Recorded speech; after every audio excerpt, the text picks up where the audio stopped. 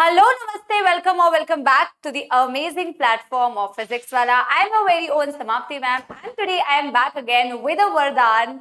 And today's Vardhan is a Vardhan that you were asking me, and that is the cardiac cycle. So we are going to start with the cardiac cycle and make sure that before you read this topic, you are well aware of the conducting system of your heart. ठीक है, वैसे तो मैंने थोड़ा सा लिख दिया है और मैं आपको यहीं पे थोड़ा सा एक्सप्लेन भी कर दूंगी कंडक्टिंग सिस्टम के बारे में, बिकॉज कंडक्टिंग सिस्टम और जो कार्डियक साइकिल है वो थोड़ा सा आपस में रिलेटेड है, काफी रिलेटेड है. तो आपको कंडक्टिंग सिस्टम थोड़ा सा पता होना चाहिए so that you understand the entire cardiac cycle. So let's get started with the conducting system without wasting any more time.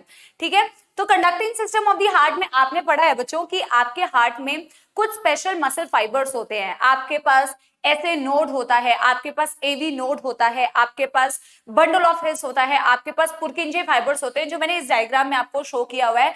That location के साथ में आपको पता होना चाहिए on the top right corner of the right atrium. Again I am saying ये topic नहीं है बट ये टॉपिक से रिलेटेड है, इसलिए मैं आपको ये पहले बता रही हूँ. हो सके तो आप ये पढ़ के बैठना. ठीक है, top right corner of the right atrium you have something called as SA node. आपके पास एसए नोड है top right corner of the right atrium. आपका हार्ट जो होता है वो मायोजेनिक होता है, क्योंकि आपका हार्ट जो है वो खुद से एक्शन पोटेंशियल जनरेट कर सकता है. एक और चीज आपने पढ़ी होगी, ऐसा बिल्कुल नहीं है कि सिर्फ SA node action potential generate करता है. एक्शन पोटेंशियल सबसे ज्यादा जनरेट करने वाला जो चीज है that is SA node. It generate 70 to 72 times action potential पर मिनट. सबसे हाईएस्ट एक्शन पोटेंशियल जनरेट कर सकता है, और इससे वो एक्शन पोटेंशियल जनरेट करने के लिए इंफॉर्मेशन या इनपुट ब्रेन से नहीं चाहिए होता. ये ऑटोरिदमिक है, right? That is the pace maker of the heart. तो it can initiate the heart beat on its own, that everybody knows, right? तो जिसकी वजह से ऐसे नोड को आप pace maker of the heart भी बोलते हैं. और ये बात आपको पता है कि जब ऐसे नोड एक्शन पोटेंशियल जनरेट करता है तो ऐसे नोड से वो इंपल्स कहां जाती है? ऐसे नोड से वो इंपल्स जाती है बोथ द एट्रियम. ठीक है, इसीलिए मैंने ये डायग्राम बनाया हुआ है. आई होप तुम्हें ये दिख रहा होगा रेड कलर से जो मैं बना रही हूं. ऐसे नोड जब इंपल्स जनरेट करती है, जो ऐसे नोड से इंपल्स जनरेट होता है वो इंपल्स जाता है बोथ द एट्रिया. क्योंकि आगे जब मैं आपको कार्डियक साइकिल बताऊंगी तो आप कुछ टर्म सुनेंगे, सिस्टोल एंड डायस्टोल. जब जब हम ये सिस्टोल टर्म यूज करेंगे तो आपको समझना है, पहले ही बता दे रही हूं मैं आपको, जब जब हम सिस्टोल टर्म यूज करेंगे तो आपको समझना है कि we are talking about contraction, and जब जब हम डायस्टोल की बात करेंगे तो आपको समझना है कि we are talking about relaxation. ये बात अपने दिमाग में बिठा लो कि मैम जब भी बोलेंगे सिस्टोल दैट मीन्स बच्चों कॉन्ट्रैक्शन, जब जब मैम बोलेंगी डायस्टोल तो रिलैक्सेशन. आई होप मैंने उल्टा नहीं बोला. सिस्टोल मतलब कॉन्ट्रैक्शन, डायस्टोल मतलब रिलैक्सेशन. ये टर्म्स आप हमेशा याद रखना. ठीक है, मैंने बोला जब ऐसे नोड इंपल्स जनरेट करती है, सबसे हाईएस्ट इंपल्स जनरेट कर सकती है, एक्शन पोटेंशियल जनरेट कर सकती है. कर तो बेटा एवी नोड भी कुछ एक्शन पोटेंशियल जनरेट कर सकती है, पुरकिंजे फाइबर्स भी कर सकते हैं, लेकिन highest number of action potential generated by SA node. And when it generates that action potential, ये दोनों एट्रिया को इंफॉर्मेशन भेजती है. क्यों भेजती है वो मैं आपको आगे कार्डियक साइकिल में बताऊंगी, लेकिन जब ये इंफॉर्मेशन दोनों एट्रिया को भेजती है तो एट दैट टाइम बच्चों जो चीज कॉन्ट्रैक्ट करेगी, तो ऐसे नोड से जो इंपल्स जनरेट होता है बच्चों, और वो जब दोनों एट्रिया में जाती है तो इस वजह से हमेशा एट्रियल सिस्टोल होता है या एट्रिया का कॉन्ट्रैक्शन होता है. अभी मैं सिर्फ आपको एक आउटलाइन बता रही हूं, इसे हम प्रॉपर वे में आगे करेंगे. ठीक है, अभी सिर्फ मैं आउटलाइन बता रही हूं क्योंकि इसका यूज होने वाला है. ठीक है, ऐसे नोड से बच्चों इंफॉर्मेशन कहां जाती है? ऐसे नोड से इंफॉर्मेशन दोनों एट्रिया में तो गई, ऐसे नोड से इंफॉर्मेशन दोनों एट्रिया में तो गई, लेकिन इसके अलावा ऐसे नोड से इंफॉर्मेशन जाएगी जो यहां पे एक स्ट्रक्चर प्रेजेंट है बच्चों, this one is what? This one is AV node located in the lower left corner of the right atrium. Location exactly NCERT में गिवन है. तो ऐसे नोड ने सिर्फ इंफॉर्मेशन को एट्रिया में नहीं भेजा, ऐसे नोड ने इंफॉर्मेशन को एवी नोड में भी भेजा. और जब वो इंफॉर्मेशन एवी नोड को भेजती है तो एवी नोड से फर्दर वो इंफॉर्मेशन पास हो जाती है bundle of His, AV node से bundle of His, bundle of His से यहां पे चली जाती है इंफॉर्मेशन वेंट्रिकल्स के वॉल में लोकेटेड जो फाइबर्स हैं, these are called as Purkinje fibres. अगर मैं एक फ्लो चार्ट बनाना चाहूं तो मैं बोल सकती हूं एसए नोड से इंफॉर्मेशन एट्रिया में तो गई, जिस वजह से एट्रिया कॉन्ट्रैक्ट हो रहे हैं। उसके बाद इंफॉर्मेशन एवी नोड में गई बच्चों, एवी नोड से बीओएच का मतलब हमेशा खुद से समझ जाना, बीओएच का मतलब है, मैम बोल रही हैं बंडल ऑफ हिज, मैं आगे शॉर्ट में लिखूंगी, ठीक है, बंडल ऑफ हिज। और बंडल ऑफ हिज से इंफॉर्मेशन चली जाती है बच्चों पुरकिंजे फाइबर। एक चीज और यहीं पे ध्यान रखो जो आगे यूज होने वाली है, जैसे कि मैंने कहा था कि एसए नोड से इंफॉर्मेशन जब इंपल्स जब जनरेट हो रही है, एक्शन पोटेंशियल जब जनरेट हो रहा है, तो वो दोनों एट्रिया को तो भेजती ही है, साथ में एवी को भेजती है। एट्रिया को भेजने की वजह से एट्रिया कॉन्ट्रैक्ट कर रही थी, जिसे हम एट्रियल सिस्टोल बोलते हैं, आगे पढ़ोगे। इन दी सेम वे बच्चों याद रखो कि जब ये पूरी इंफॉर्मेशन पुरकिंजे फाइबर्स के पास आती है, और पुरकिंजे फाइबर्स कहां लोकेटेड है बच्चों, देखो इसकी लोकेशन, पुरकिंजे फाइबर्स की लोकेशन कहां है बच्चों, वेंट्रिकल्स की वॉल के साइड में है। तो वेंट्रिकल्स की वॉल में क्योंकि इसकी लोकेशन है बच्चों, तो जब जब पुरकिंजे फाइबर्स के पास इंफॉर्मेशन आएगी तो हमेशा याद रखना है इस दौरान जो चीज कॉन्ट्रैक्ट होगी दैट विल बी वेंट्रिकल्स। तो यहां पे दिखेगा वेंट्रिक्युलर कॉन्ट्रैक्शन, वेंट्रिकुलर सिस्टोल, जिसको मैं आगे बोलूंगी। ये मैंने आपको 5 मिनट तक सिर्फ वो चीज बताई है, उस चीज का आउटलाइन बताया है जो हम आगे पढ़ने वाले हैं, ठीक है। तो ये चीज हमेशा ध्यान रखना, एसए नोड से एवी नोड, एवी नोड से bundle of His, bundle of His से पुरकिंजे फाइबर्स, ठीक है।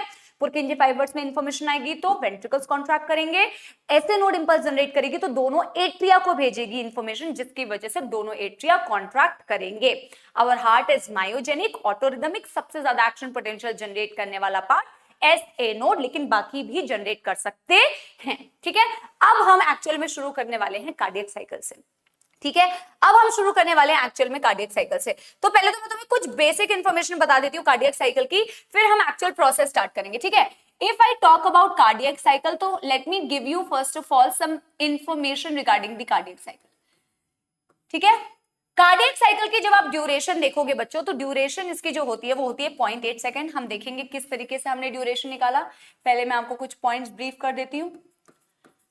ड्यूरेशन क्या होगी बच्चों, 0.8 सेकेंड, ठीक है। कुछ इंफॉर्मेशन और दे देती हूं मैं, जो मैंने पहले लिखा था बस वही चीज मैं वापस से लिखने वाली हूं बच्चों। whenever बच्चों I'll be talking about contraction, तो contraction के लिए हम कौन सा टर्म यूज करेंगे, whenever I'll be talking about contraction we are always going to use the term systole, we will always use the term systole। and whenever बच्चों I'll be talking about relaxation, तो हम जो term use करेंगे that will be diastole। तो ये चीज हमेशा याद रखनी है, systole for contraction, diastole for relaxation, ठीक। तीसरा पॉइंट देखो, मैं यहीं पे तुम्हें पहले कुछ वरदान दे देती हूँ, उस वरदान का यूज करेंगे हम कार्डियक साइकिल में, ठीक है। कौन सी चीज याद रखोगे बच्चों, याद रखना है आपको कि मैडम ने ये इंफॉर्मेशन आपको पहले से दे दी है कि जब जब एट्रियल सिस्टोल और एट्रियल डायस्टोल का टाइम ड्यूरेशन मेजर करोगे तो वो हमेशा आना चाहिए 0.8 सेकेंड। मैं तुम्हें ये प्रूफ करके बताऊंगी पूरा पढ़ाने के बाद, जब मैं कार्डियक साइकिल तुम्हें पढ़ा दूंगी तो मैं तुम्हें दिखाऊंगी कि ये बात सच है या झूठ। एट्रियल सिस्टोल और एट्रियल डायस्टोल का टाइम ड्यूरेशन 0.8 सेकेंड, और cardiac cycle, one cardiac cycle is for, ये याद रखना है, वन कार्डियक साइकिल का ड्यूरेशन क्या होता है 0.8 सेकेंड। जैसे एट्रियल सिस्टोल और एट्रियल डायस्टोल का टाइम है 0.8 सेकेंड, उसी तरीके से वीएस मतलब वेंट्रिकुलर सिस्टोल प्लस वीडी मतलब वेंट्रिकुलर डायस्टोल, वीएस मतलब वेंट्रिकुलर सिस्टोल, वीडी मतलब वेंट्रिकुलर डायस्टोल, मैंने शॉर्ट में लिख दिया है। इसका टाइम ड्यूरेशन भी बच्चों होना चाहिए 0.8 सेकेंड, इसे भी मैं प्रूफ आपको कर दूंगी। ये बात समझ आई। अब देखो कैसे समझना है, मैं थोड़ा अलग स्टाइल से पढ़ाती हूँ कार्डियक साइकिल को, हम एक चक्कर बाद में बनाएंगे, पहले मैं आपको बेसिक कुछ समझाने की कोशिश करती हूँ रिगार्डिंग दी कार्डियक साइकिल। एक ब्लैंक स्लाइड लेते हैं और मैं आपको एक चीज बताती हूँ बच्चों, आपने पढ़ा होगा ना कि बॉडी में एक होता है आपका राइट पंप, एक है बॉडी में राइट पंप। देखो इस तरीके से पढ़ना, इस तरीके से समझना, फिर चाहे तुम वो सर्कल में कार्डियक साइकिल बनाओ, चाहे जो मर्जी वे में बनाओ, समझ अगर कंसेप्ट जाओगे यहां से तो जिस भी फॉर्म में बनाना चाहते हो उस फॉर्म में बना सकते हो, ठीक है। बॉडी का एक हो गया राइट पंप, बॉडी का एक हो गया बच्चों लेफ्ट पंप। मैम का कहने का मतलब है इन लेफ्ट साइड में ब्लड कैसे आ रहा है हार्ट में, और राइट साइड में ब्लड कैसे आ रहा है। ठीक है, अब देखो जो बच्चे डबल सर्कुलेशन बहुत अच्छे से पढ़ चुके हैं या पहले के सारे टॉपिक्स बहुत अच्छे से पढ़ चुके हैं तो वो तो मुझे खुद बता सकते हैं। इनफैक्ट मैं क्लासरूम में ऐसा करती हूँ कि मैं राइट पंप बता देती हूँ और लेफ्ट पंप बच्चों से खुद ही बोलती हूँ कि आप खुद से लिख लो। अब देखो जैसे कि मैं लेफ्ट राइट पंप की बात बताती हूँ, तो राइट साइड में बच्चों डीऑक्सीजनेटेड ब्लड है, लेफ्ट साइड में ऑक्सीजनेटेड ब्लड है।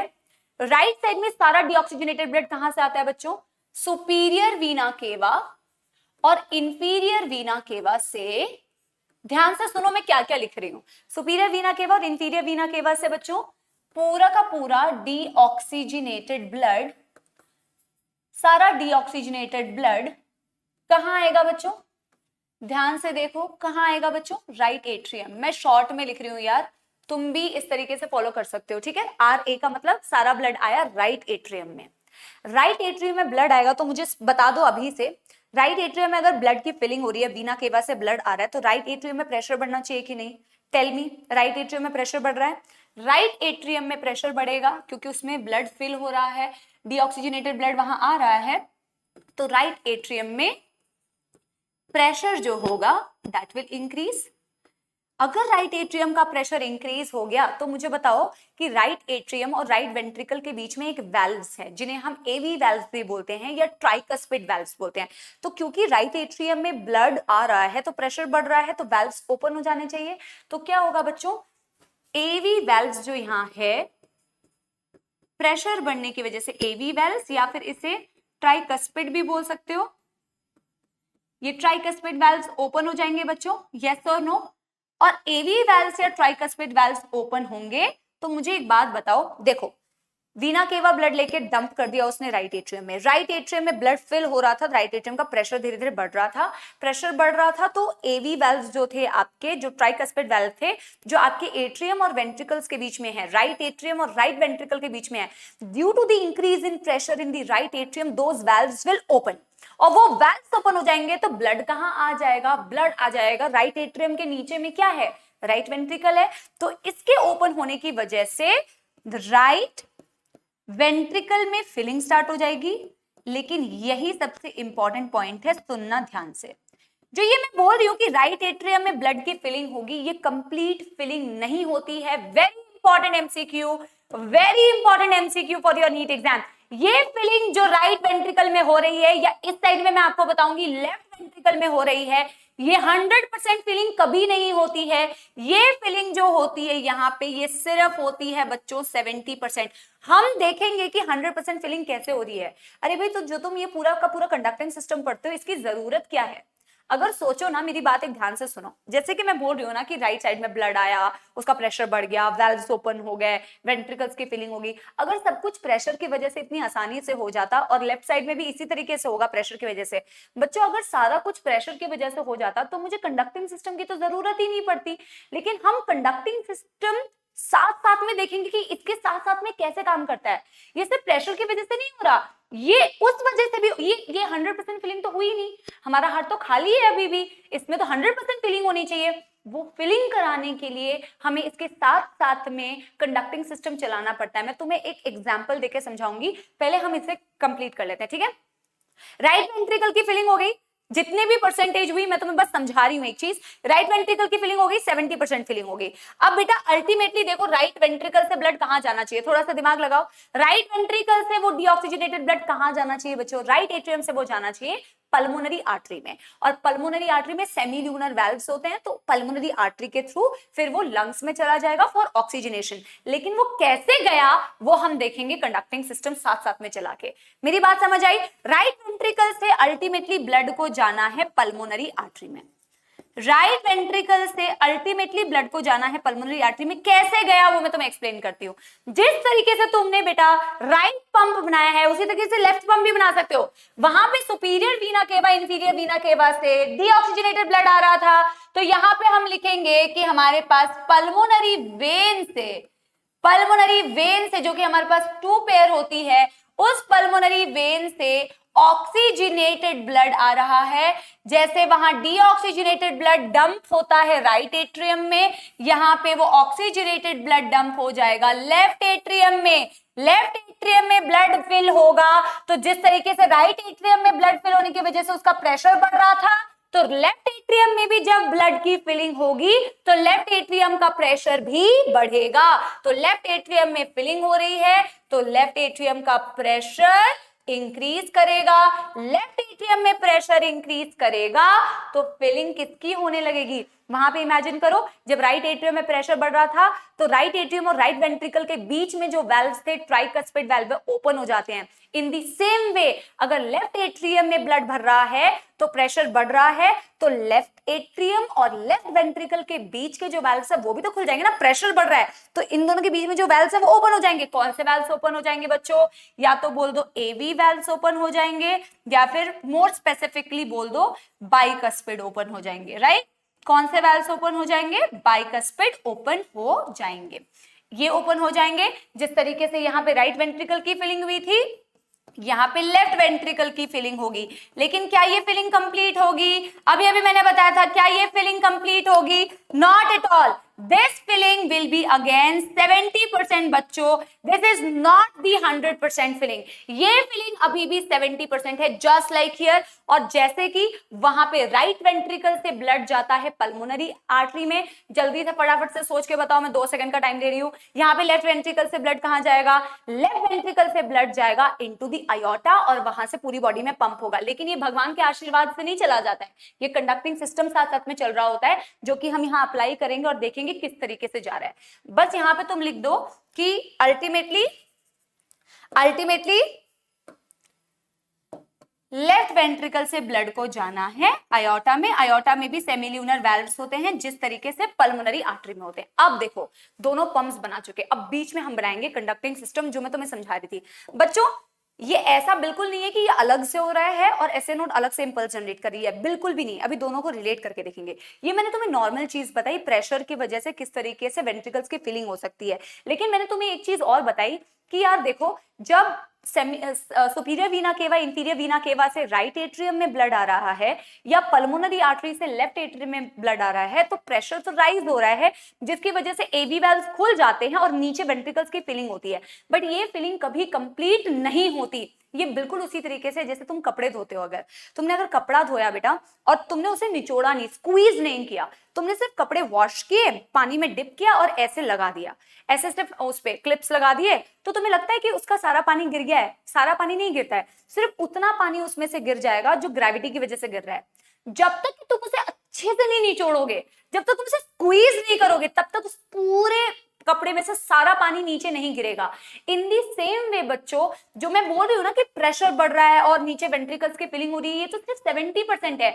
अगर मुझे रिमेनिंग 30% ब्लड को भी वेंट्रिकल्स में लाना है तो मुझे हार्ट को निचोड़ना पड़ेगा, और हार्ट को निचोड़ने का मतलब है उसे कॉन्ट्रैक्ट करना पड़ेगा, और कॉन्ट्रैक्ट करने के लिए, सिस्टोल करने के लिए ही मुझे वो कंडक्टिंग सिस्टम चलाना पड़ता है। बात समझ आ रही है? ये जो रिमेनिंग 30% फिलिंग है ये तब होगी जब मैं दोनों एट्रिया को, राइट एट्रिया को कॉन्ट्रैक्ट कर दूंगी पूरी तरीके से तो वेंट्रिकल्स में 30% चला जाएगा। यहाँ लेफ्ट एट्रियम को कॉन्ट्रैक्ट कर दूंगी अच्छी तरीके से तो लेफ्ट वेंट्रिकल में भी कंप्लीट, मतलब जो रिमेनिंग 30% है वो फिल हो जाएगा। अब देखो कैसे होगा, अब देखो कैसे होगा। मैंने बोला था कि हमारे पास एक चीज है एसए नोड।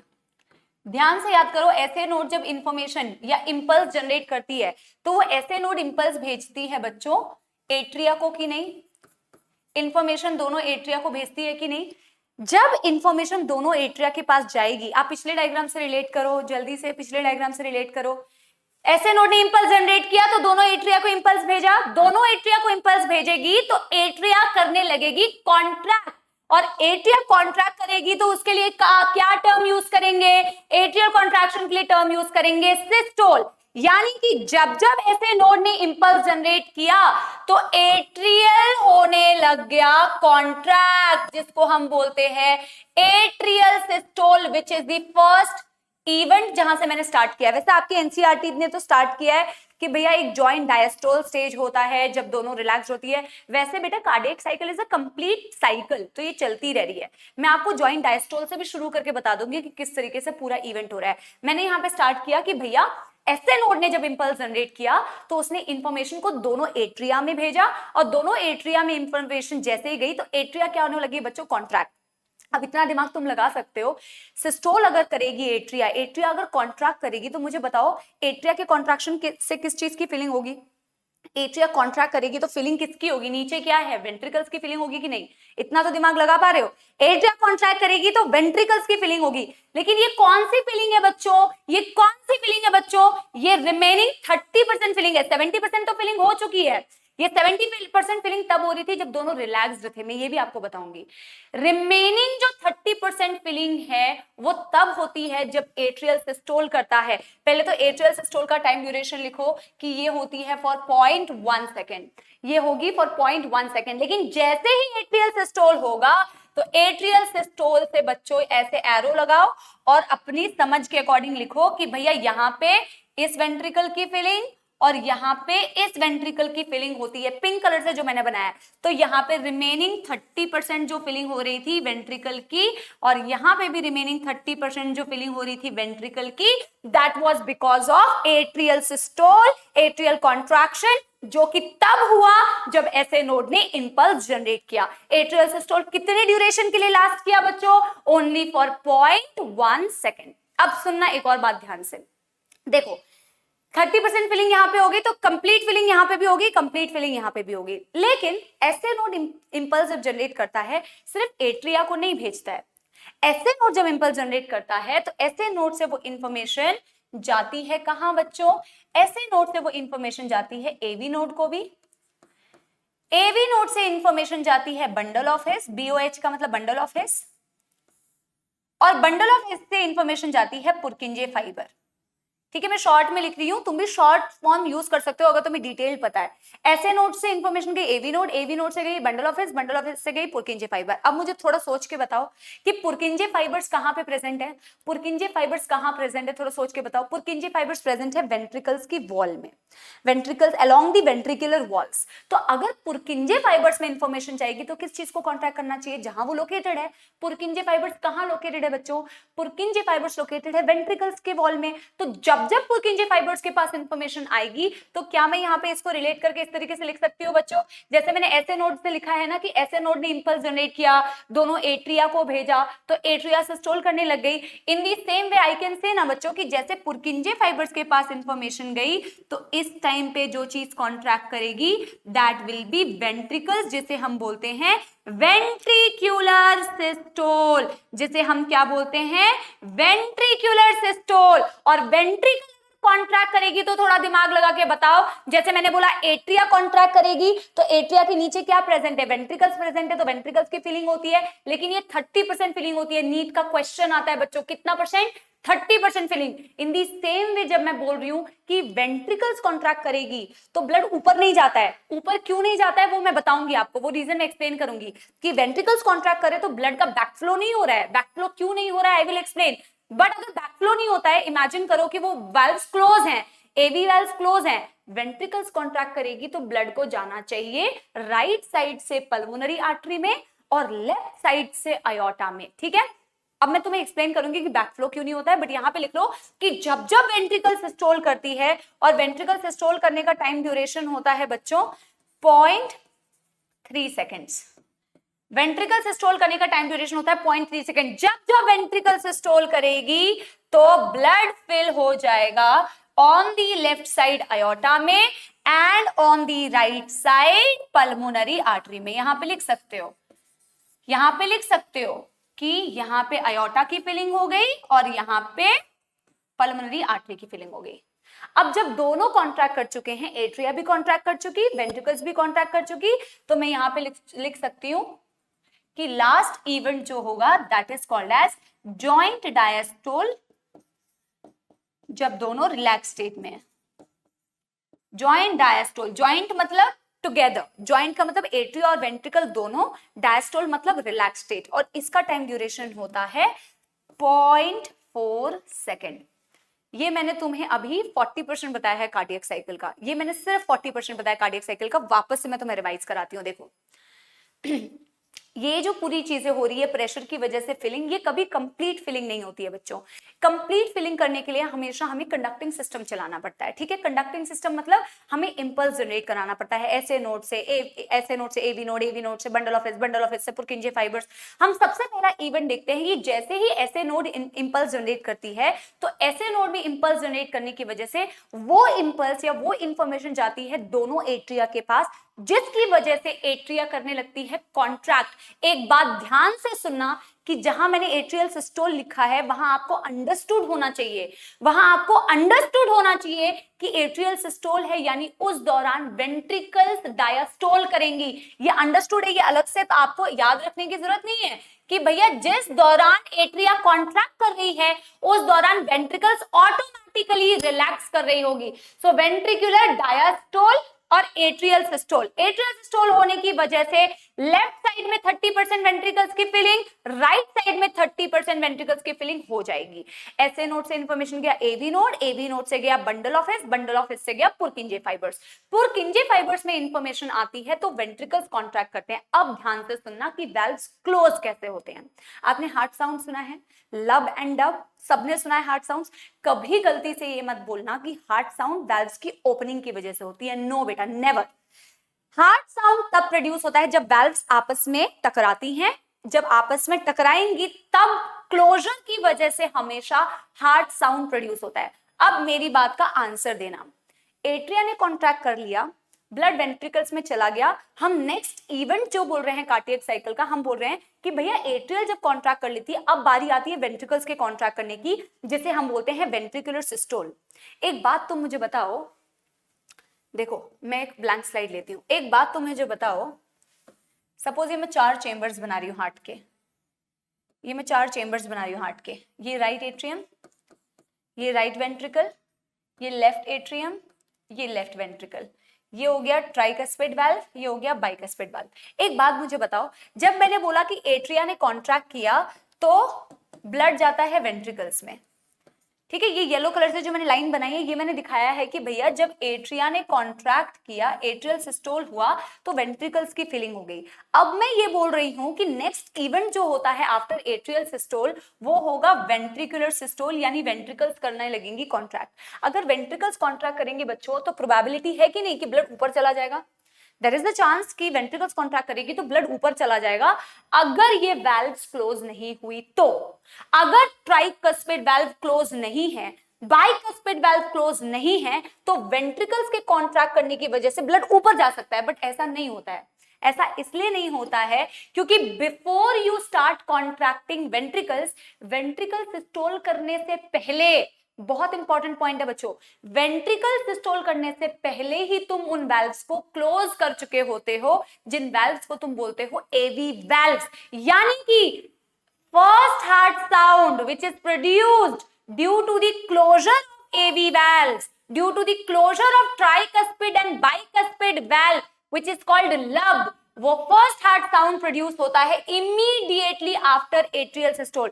एट्रिया कॉन्ट्रैक्ट जब कर जाती है उसी के बाद पहला हार्ट साउंड प्रोड्यूस होता है lub, which is due to closure of AV valves. और बच्चों एवी वाल्व्स को क्लोज करना पड़ेगा तुम्हें before you start contracting ventricles. भैया वेंट्रिकल सिस्टोल से पहले ही तो एवी वाल्व्स को क्लोज करोगे ना। अगर तुमने वेंट्रिकल्स को कॉन्ट्रैक्ट करने से पहले इन वाल्व्स को क्लोज नहीं किया तो बैकफ्लो होने लगेगा, बट ऐसा नहीं होता, because before you start contracting your ventricle you already close AV valves, तुम्हारा एवी वाल्व्स को तुम क्लोज कर चुके होते हो। तो ये सीक्वेंस में इसीलिए मैं इस तरीके से बताती हूँ कि आपको याद होना चाहिए कि एट्रियल सिस्टोल हो गया, एट्रियल सिस्टोल के बाद ही एवी वाल्व्स को आपको क्लोज करना है before you do ventricular systole, because अगर तुम वेंट्रिकल सिस्टोल इसे क्लोज करने के बगैर कर दोगे तो बैकफ्लो हो जाएगा, बट ऐसा नहीं होता। फर्स्ट हार्ट साउंड समझ में आया? फर्स्ट हार्ट साउंड लब which is due to the closure of AV valves।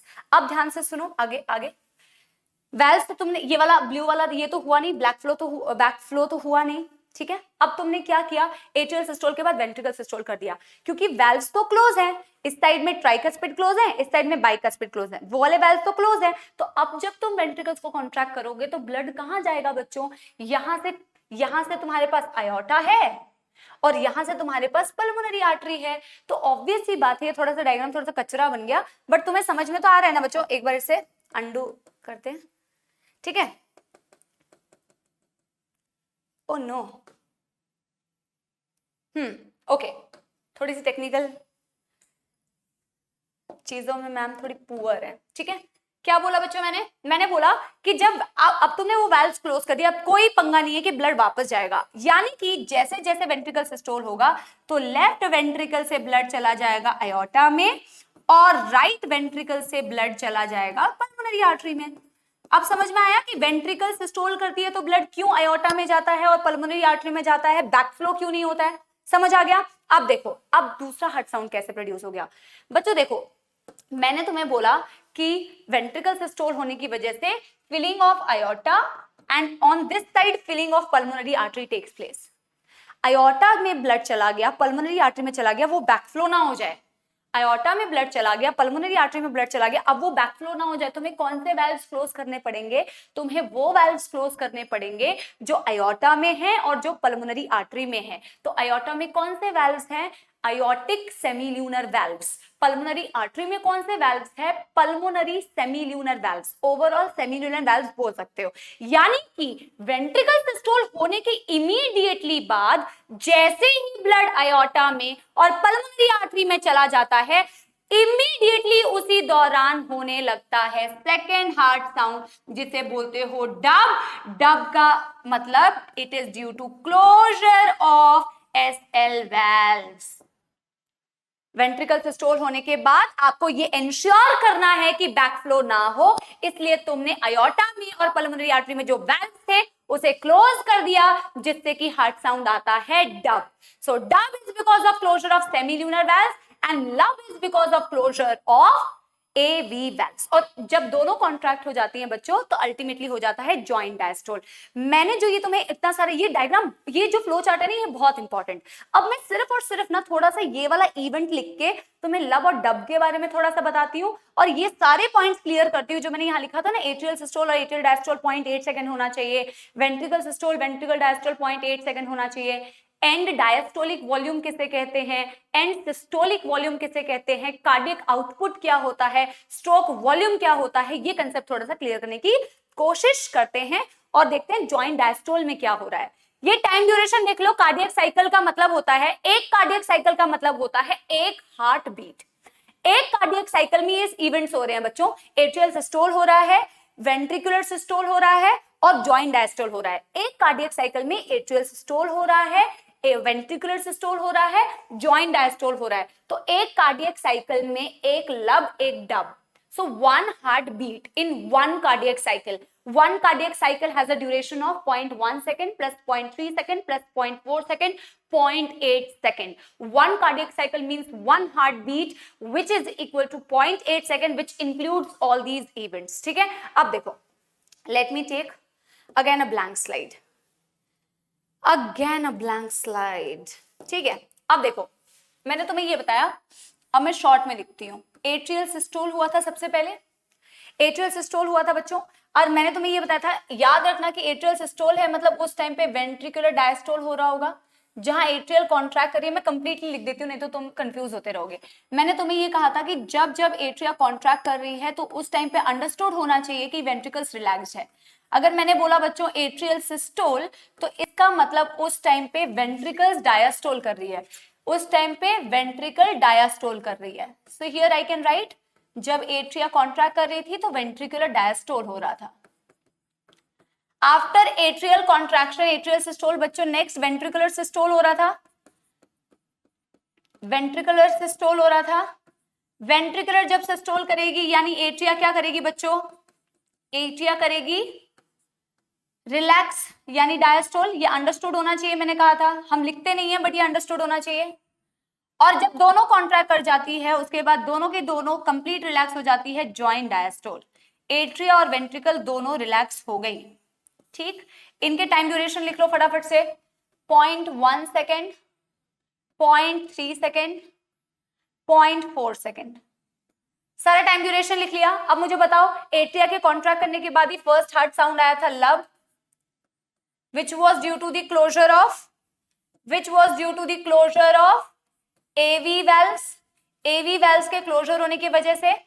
और आफ्टर वेंट्रिकुलर सिस्टोल बच्चों जो सेकेंड हार्ट साउंड आया था that was called as dub, dub was because of closure of semilunar valves, semilunar valves के closure से। अब मैं एक और पॉइंट यहीं पे बता देती हूं कि इसमें से कौन सा लॉन्गर ड्यूरेशन लोअर पिच, तो जिस तरीके से मैं याद रखती हूं उसी तरीके से याद रखो क्योंकि इतना डिटेल में पूछा नहीं जाता है। L for lub, L for lub, L for longer duration, L for lub, L for longer duration, L for lower pitch. ये बात समझ आई कैसे याद रखना है? एल से ही, एल से ही, एल से ही, एल एल एल, लब लॉन्गर ड्यूरेशन लोअर पिच, ठीक है, longer duration lower pitch, exactly opposite होता है डब। ये बात समझ आ गई? अब देखो वो जो मैं पॉइंट बता रही थी कि हमेशा याद रखना कि एट्रियल सिस्टोल और एट्रियल डायस्टोल का ओवरऑल वैल्यू 0.8 सेकंड आना चाहिए, वेंट्रिकल सिस्टोल और वेंट्रिकल डायस्टोल का ड्यूरेशन हमेशा 0.8 सेकंड आना चाहिए। लेट्स चेक इट बच्चों, यहां से हम चेक करते हैं। देखो सबसे पहले हम चेक करते हैं कि एट्रियल सिस्टोल की टाइम ड्यूरेशन क्या है इस पूरे कार्डियक साइकिल में। क्या यहाँ एट्रियल सिस्टोल हो रहा है?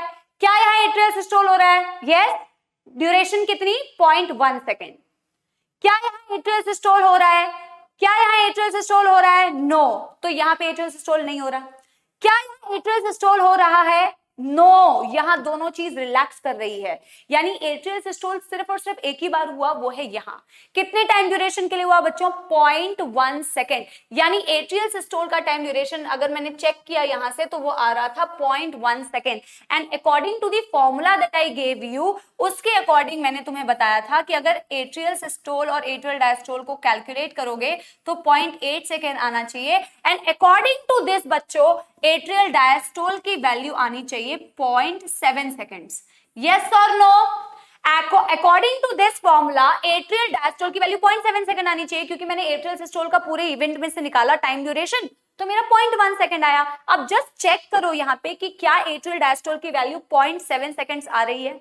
देखो जस्ट चेक करो, क्या यहाँ एट्रियल डायस्टोल कर रहा है? ध्यान से देख के बताओ, क्या यहाँ एट्रियल डायस्टोल कर रहा है? नो।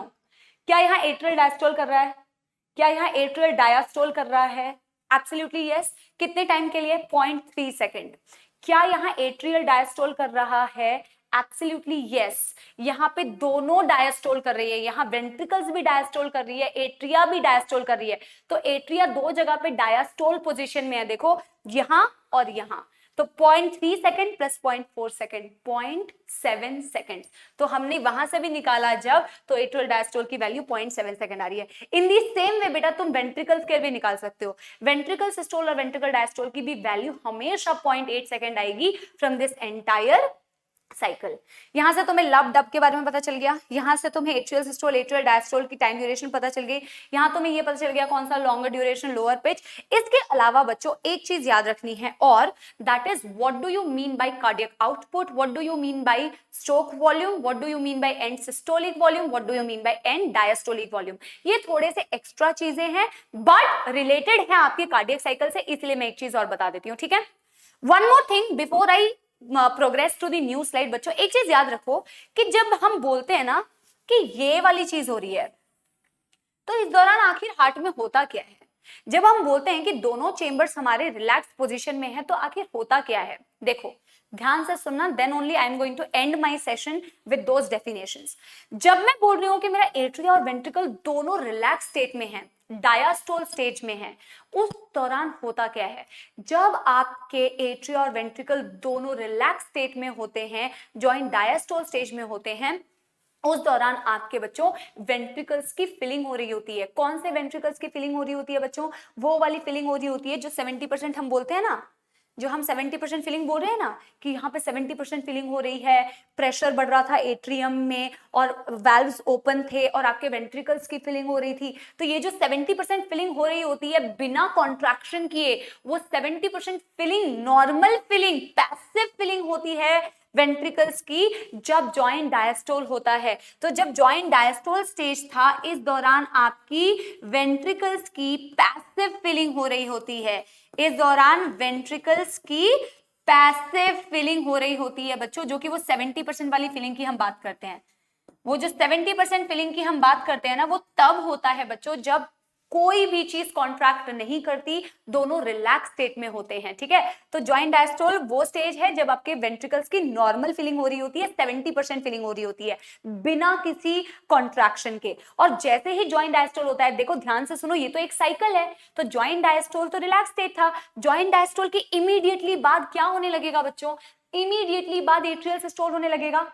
देखो कितना रिलेट कर सकते हो, इस दौरान 70% फीलिंग हुई और इसी के बाद एसए नोड ने इंपल्स जनरेट किया, एट्रिया को भेजा और एट्रिया कॉन्ट्रैक्ट करने लगी। एट्रिया कॉन्ट्रैक्ट करने लगी तो कितनी परसेंट फीलिंग हो गई थी? रिमेनिंग 30%।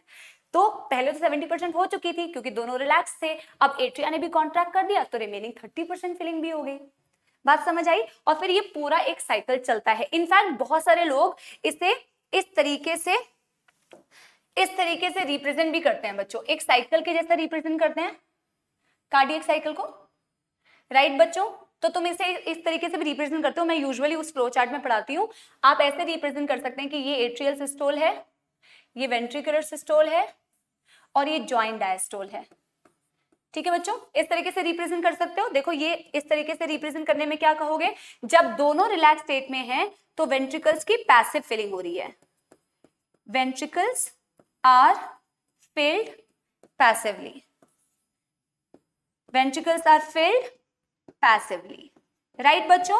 ventricles की पैसिव फीलिंग होती है। जब एट्रिया सिस्टोल कर रहा होता है तो ventricles actively filled, remaining 30%, actively filled कितना परसेंट? रिमेनिंग 30%, राइट बच्चों? राइट। और एक चीज और रिलेट करो, जब एट्रिया कॉन्ट्रैक्ट कर जाती है उसी के बाद आपकी फर्स्ट हार्ट साउंड आती है लब, यानी कि एट्रियल सिस्टोल के होने के बाद यहीं पे आपको फर्स्ट हार्ट साउंड आएगा lub, which is due to the closure of AV valves. और क्लोज होने के बाद फिर स्टार्ट होता है वेंट्रिकुलर सिस्टोल, और वेंट्रिकुलर सिस्टोल होने की वजह से, वेंट्रिकुलर सिस्टोल होने की वजह से यहां पे फीलिंग होगी, जल्दी से बता दो, बहुत बार रिपीट कर चुकी हूं, फीलिंग होगी अयोर्टा की और फीलिंग होगी पल्मोनरी आर्टरी की, राइट मतलब मैंने तुम्हें इसे इतनी बार एक्सप्लेन किया है डायग्राम फ्लो चार्ट में, फिर ये वाले साइकिल में, अब तो तुम्हें याद हो जाना चाहिए। एट्रिया कॉन्ट्रैक्ट किया तो वेंट्रिकल्स की रिमेनिंग एक्टिव 30% फीलिंग हुई, उसी के बाद ये जो एरो लगाया है वो लब, फर्स्ट हार्ट साउंड, क्योंकि तुम अगला इवेंट जो करने वाले हो वो है वेंट्रिकल्स का कॉन्ट्रैक्शन, सो दैट ब्लड का बैकफ्लो ना हो, तो तुमने उससे पहले ही एवी वेल्व्स को क्लोज कर दिया और फिर वेंट्रिकल्स को कॉन्ट्रैक्ट किया, जिससे कि फीलिंग होने लगी पल्मोनरी आर्टरी और अयोर्टा की। इसी के इमीडिएटली बाद वापस से बैकफ्लो ना हो। अब देखो एक चीज ध्यान में सुनो मेरी बात, वेंट्रिकल जब कॉन्ट्रैक्ट करता है तो ब्लड कहां मूव कर रहा है? ब्लड कहां भाग रहा है? ब्लड पल्मोनरी आर्टरी में भाग रहा है और ब्लड अयोर्टा में भाग रहा है। तो वेंट्रिकल्स का प्रेशर धीरे धीरे क्या हो रहा है? ड्रॉप हो रहा है कि नहीं? जब वेंट्रिकल सिस्टोल हो जाता है ना, तो क्योंकि ब्लड अयोर्टा में और पल्मोनरी आर्टरी में चला जाता है तो वेंट्रिकल्स का प्रेशर ड्रॉप होता है, और उसी प्रेशर के ड्रॉप होने की वजह से, सेमील्यूनर वेल्व्स क्लोज होते हैं, उसी प्रेशर के ड्रॉप होने की वजह से सेमील्यूनर वेल्व्स क्लोज होते हैं, और यहां पे आपको हार्ट साउंड आता है dub, due to the closure of semilunar valves. और जब प्रेशर और ज्यादा रिड्यूस हो जाता है वेंट्रिकल्स का, तो उसके प्रेशर के रिड्यूस होने की वजह से फिर दोनों रिलैक्स हो गए, एट्रिया भी रिलैक्स होता है, वेंट्रिकल्स भी रिलैक्स होता है, जिसे जॉइंट डायस्टोल बोलते हैं, और फिर नॉर्मल प्रेशर वाली जो फीलिंग हो रही है वो चलती रहती है, पूरा कार्डियक साइकिल चलता रहता है। Now I have explained it quite a lot of times in your this short series, ठीक है? तो आई होप तुम्हें ये सारे इवेंट समझ में आ गए। Let's end this session with some terms called end diastolic volume, end systolic volume and cardiac output. सबसे पहले हम स्टार्ट करते हैं end diastolic volume. Though it is not given in NCERT directly, but ये बिल्कुल रिलेटेबल है बच्चों आपके इस कार्डियक साइकिल से। end diastolic volume को हम रिप्रेजेंट करते हैं EDV, ठीक? नेक्स्ट टर्म जो मैं बताऊंगी that is end systolic volume, and systolic volume, जिसे हम रिप्रेजेंट करते हैं ESV, ठीक? इसके बाद मैं आपको एक्सप्लेन करूंगी cardiac output. Cardiac output which is written as बच्चों stroke volume into heart rate,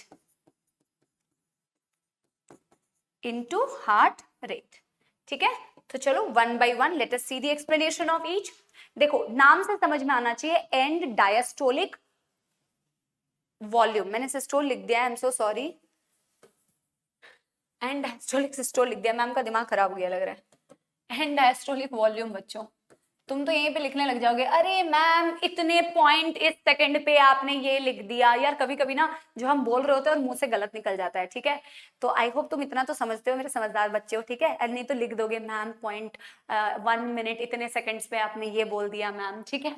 तो एंड डायस्टोलिक वॉल्यूम से क्या समझते हो? एंड का मतलब अंत, मतलब समाप्ति, जो कि हूं मैं, ठीक है। एंड का मतलब अंत, डायस्टोलिक का मतलब relaxation. After the end of relaxation जो वॉल्यूम ऑफ ब्लड बचा है वेंट्रिकल्स में, वापस से बता रही हूं, eight the end of diastole या रिलैक्सेशन वेंट्रिकल्स में कितना ब्लड बचा है। इसे कैसे देखो समझ सकते हो, इसे इस तरीके से समझ सकते हो। देखो ये मैंने बनाए वापस से वो chambers, right atrium, right ventricle, left atrium, left ventricle, ठीक है।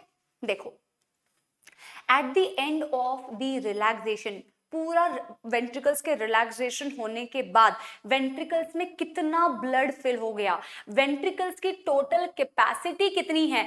एक बात और याद रखना, वेंट्रिकल्स में कितना ब्लड होगा ये कैपेसिटी मुझ में, तुम में, एथलीट्स में वेरी कर सकती है। एथलीट्स की जो वेंट्रिकल्स की कैपेसिटी है that could be more than that of us, ठीक है। वो बहुत एक्सरसाइज करते हैं, उनका एक अलग ही फंडा है, वो फंडे में हम नहीं जाते हैं। आप ये याद रखो कि वेंट्रिकल्स की टोटल कैपेसिटी कितनी है, कि वो कितना ब्लड अपने अंदर एक्यूमुलेट कर सकता है। तो यूजुअली हम कहते हैं कि आपके at the end of diastole, at the end of complete relaxation, ventricles के पास होता है 120 ml blood। At the end of बच्चों रिलैक्सेशन वेंट्रिकल्स के पास होता है 120 ml ब्लड। तो that 120 ml blood which is present in the ventricle at the end of diastole, that is called as end diastolic volume. You can write the definition बच्चों कि at the end of relaxation, at the end of relaxation, at the end of relaxation, the amount of blood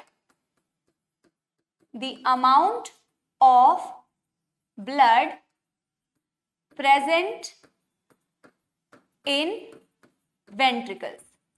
और ये fix नहीं है बच्चों, ये याद रखना कि ये अमाउंट फिक्स नहीं है, दिस कैन वेरी। अगर आपके वेंट्रिकल्स का साइज बड़ा है तो ये भी अमाउंट ज्यादा होगा, अगर वेंट्रिकल्स का साइज ज्यादा तो वॉल्यूम भी ज्यादा। लेकिन ऑन एन एवरेज हम कितना कंसिडर कर रहे हैं इस वॉल्यूम को? हम कह रहे हैं कि भैया eight the end of relaxation आपके वेंट्रिकल्स के पास है 120 ml blood, that is called and diastolic volume, ठीक है। अब एंड सिस्टोलिक वॉल्यूम पे आओ। एंड सिस्टोलिक का वॉल्यूम का मतलब क्या होता है? सिस्टोल किया, हमेशा वेंट्रिकल्स के टर्म में बात कर रहे हैं। अब देखो वेंट्रिकल्स में तो 120 ml ब्लड आ गया, अब वेंट्रिकल सिस्टोल करेगी। क्या वेंट्रिकल जब सिस्टोल करती है सारा ब्लड आयोटा में या पल्मोनरी आर्टरी में चला जाता है? नो, सारा ब्लड पल्मोनरी आर्टरी आयोटा में बेटा वेंट्रिकल्स कभी कंगाल नहीं होते, वेंट्रिकल्स कभी खाली नहीं होते। Some amount of blood will go to aorta and pulmonary artery, some will still remain in ventricles. वापस से बात सुनो, जब वेंट्रिकल्स कॉन्ट्रैक्ट कर रहे हैं तो उस 120 का 120 सारा का सारा पल्मोनरी आर्टरी, सारा का सारा एओर्टा में नहीं जाता, कुछ अमाउंट चला जाता है, कुछ अमाउंट रह जाता है।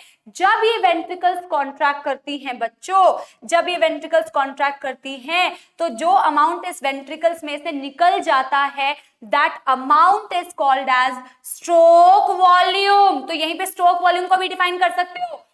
वापस से बताती हूं, यहां पहले लिख देती हूं, इस पूरे 120 ml से 70 ml अप्रोक्सीमेटली ब्लड निकल जाता है इन द aorta और pulmonary artery. So the amount of blood that is pumped out of the ventricle per beat याद रखना, ये गलती करते हो। एक बीट में, एक बीट का मतलब एक कार्डियक साइकिल, क्योंकि एक कार्डियक साइकिल में एक लब और एक डब हो रहा था, यानी जितना ब्लड आपके एक कार्डियक साइकिल में आपके वेंट्रिकल से निकल जाता है उस ब्लड को बोलते हैं आप स्ट्रोक वॉल्यूम। सो स्ट्रोक वॉल्यूम की डेफिनेशन यहीं पे लिख लो बच्चों, मेरे लिए बहुत नीचे हो गया।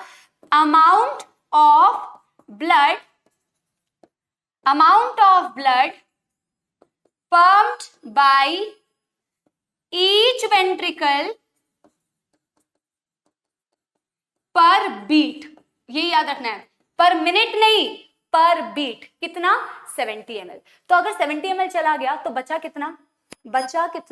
50 ml बचा कि नहीं? 120 था टोटल, 120 में से 70 तुमने निकाल दिया, तो बचा कितना? 50 ml। उस वॉल्यूम को क्या बोलते हैं? And systolic volume. And systolic volume का मतलब होता है the amount of blood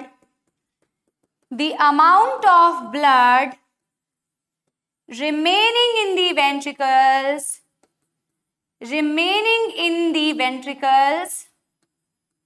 I hope तुम्हें समझ में आया होगा, ये एनसीईआरटी में गिवन नहीं है। the amount of blood remaining in the ventricle at the end of ventricular systole, at the end of ventricular systole कितना ब्लड रह जाता है? कितना ब्लड रह जाता है? 50 ml। कितना ब्लड रह जाता है? 50 ml। इसको इस तरीके से भी लिख सकते हो बच्चों, इस एंड सिस्टोलिक वॉल्यूम का फॉर्मूला इस तरीके से लिख सकते हो, ESV equals to EDV minus stroke volume. क्या लिख सकते हो कि नहीं? क्या लिख सकते हो कि नहीं? ध्यान से बताओ। And systolic volume, and diastolic volume minus stroke volume, stroke volume 70 ml, and diastolic volume 120 ml। एक चीज और ध्यान रखना, एंड डायस्टोलिक वॉल्यूम चेंज हो सकता है। एंड डायस्टोलिक वॉल्यूम इसलिए चेंज हो सकता है क्योंकि मैंने आपको बताया कि जितना बड़ा साइज होगा वेंट्रिकल्स का उतना ज्यादा ब्लड भर सकता है। एंड डायस्टोलिक वॉल्यूम अगर वेरी करेगा तो स्ट्रोक वॉल्यूम भी वेरी करेगा, क्योंकि जितना ब्लड आएगा उतना ही तो आप ब्लड भेज भी सकते हो। अगर 120 था तो तुमने 70 ml भेजा, अगर 120 से ज्यादा ब्लड आएगा तो 70 से ज्यादा ब्लड भेजोगे। इज इट मेकिंग सेंस और नॉट?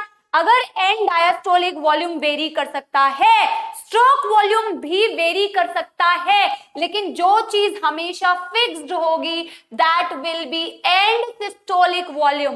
एंड सिस्टोलिक वॉल्यूम कभी वेरी नहीं करता। और क्यों वेरी नहीं करता बच्चों? क्योंकि जब एंड डायस्टोलिक वॉल्यूम वेरी करता है और systolic volume stroke volume very करता है तो ये दोनों मिलके तो अल्टीमेटली बैलेंस आउट कर देंगे ना। तो कभी भी अगर ईडीवी वेरी कर रहा है तो अल्टीमेटली स्ट्रोक वॉल्यूम भी वेरी कर रहा है, तो ओवरऑल वैल्यू जो है एंड सिस्टोलिक वॉल्यूम की वो हमेशा सेम रहती है, वो कभी वेरी नहीं करती। लेकिन स्ट्रोक वॉल्यूम भी चेंज हो सकती है, एंड डायस्टोलिक वॉल्यूम भी चेंज हो सकता है। स्ट्रोक वॉल्यूम की वैल्यू हमेशा पूछी जाती है, डेफिनेशन भी पूछी जाती है, the amount of blood which is pumped by each ventricle पर beat, not per minute. And I would like to end the class with the definition of cardiac output.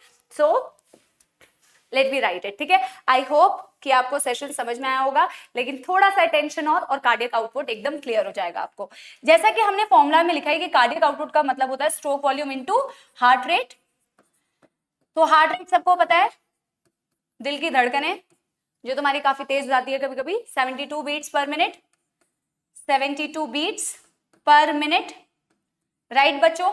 तो कार्डियक आउटपुट निकलता है, stroke volume का मतलब मैंने तुम्हें बताया था अमाउंट पर बीट। अमाउंट पर बीट कितना? अमाउंट 70 ml पर बीट। देखो एक और ट्रिक बताऊं, कि तुम कभी गलती नहीं करोगे कि स्ट्रोक वॉल्यूम पर बीट होता है कि पर मिनट होता है, क्योंकि अगर तुमने पर बीट और पर मिनट में गलती कर दी तो तुम इन दोनों डेफिनेशंस में चेंज कर दोगे, क्योंकि स्ट्रोक वॉल्यूम और कार्डियक आउटपुट में बस एक पतली लाइन का डिफरेंस होता है, थिन लाइन। वो थिन लाइन होती है minute and beat.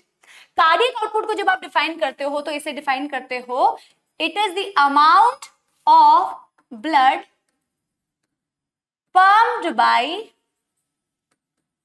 pumped by each ventricle